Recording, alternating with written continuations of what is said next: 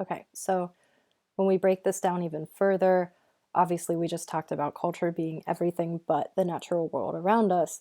But again, as I've mentioned, that doesn't mean that culture is completely intangible or that culture is completely human made. So there are these two aspects of culture. There's the material and the non-material. And of course, you have to put these together. You can't think about culture as being just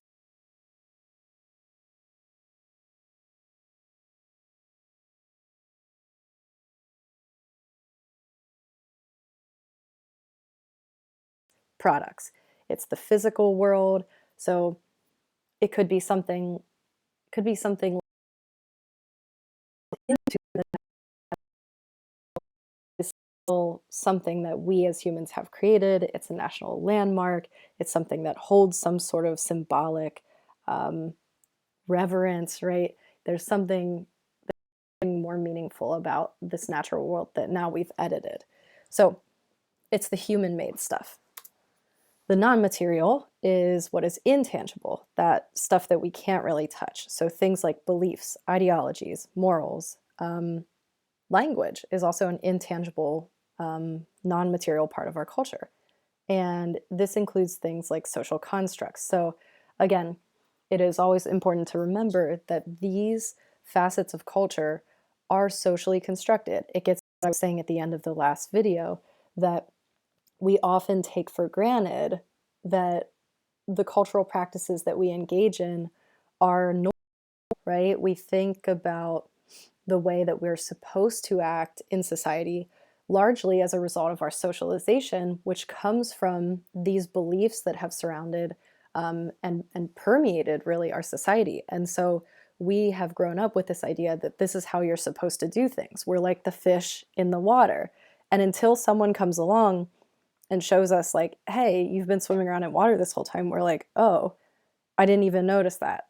Okay, yeah, you're right, right? So it's like you have to have that comparison to see how this is not just the way that humans act, it's the way that this group of humans acts because of what we actually believe in. And so what's important to note here is that the material and non-material, again, they can't be separated from each other. We don't create technologies, we don't create tools and products that don't align with what we also believe in as a society. So if we believe in democracy, for example, we're going to build voting machines, right? And we're going to try to work on that technology and make it better so that each vote actually counts.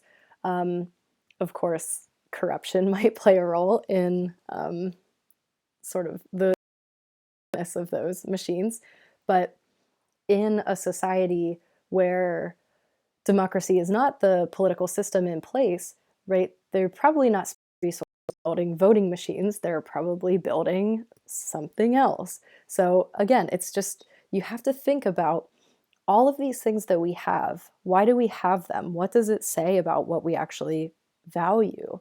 Um, and I know we've kind of gone over this example before, and I think, again, it's particularly striking right now. But I wanted to use social media as an example, especially Snapchat. I don't know if you guys are still Snapchatting each other, but I assume that most of you went through this um, period in your lives where you were using Snapchat. What's the new thing? It's like TikTok. Are you TikToking each other? I don't know. I don't. I've never opened TikTok in my life. Um, maybe you are still using Snap. Maybe Instagram has kind of taken over now that it sort of does the same thing. Anyway, um, Snapchat, if you don't know, it's an app on your phone, and you communicate with your friends via quick pictures and short videos of yourself. So anyway, I think Snapchat is a really, really interesting example, or other forms of social media. Um, we have all of these different pieces of media that we carry around on our phones, and they say something about accessibility and need to connect, right? And so possibly these apps developed out of a value system that does um, prioritize human connection, right? And this idea that we are supposed to keep in touch with each other. We are in a society now where young people often go off to college, right? You move away from your high school friends. How do you stay in touch? Okay, so maybe social media develops out of that kind of need. In particular, something like Snapchat that even simplifies the process. You don't need words anymore with Snapchat, right? You can just send someone a picture. Maybe you type a little caption like, having fun with my roommates. I don't know, whatever. And you send it to your high school friends, right? So it's like, okay, this technology developed because we needed a faster way to stay in touch. But it also suggests something about our society. Um, Maybe we do value connection, but maybe we also value quickness, efficiency, right, in our connection with each other. And I think we've talked about this in class in terms of email culture, but Snapchat is sort of once you start looking at what actually played out with Snapchat, where okay, of streaks, right, and so partially that's from a capitalist standpoint. The more that people use the app, the more money Snapchat can make. They want to create an incentive for people to keep using the app.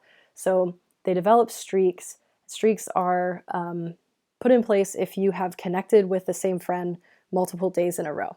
And so I'm sure that Snapchat marketed this as like, oh, this is a cool way to keep people in touch with each other. Not like, hey, we want you to keep using our app so you make money, right? There's always a masking, but um, they have this streak, right?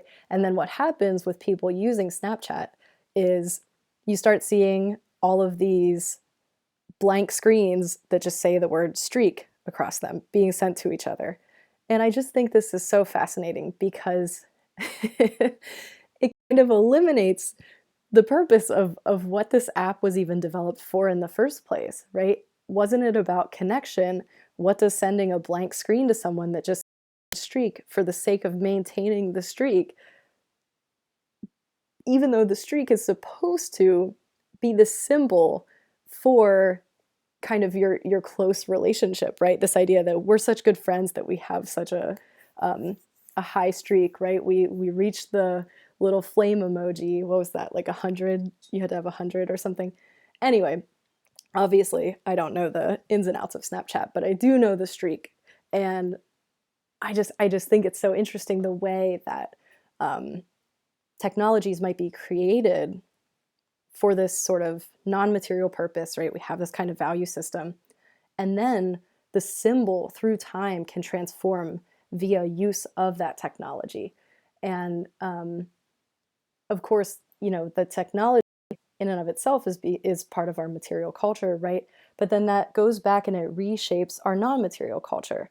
So it reshapes the way that we think about technology use. And so it just becomes faster and faster paced, more and more about just staying in touch just for the sake of staying in touch, and also the pressure of staying in touch.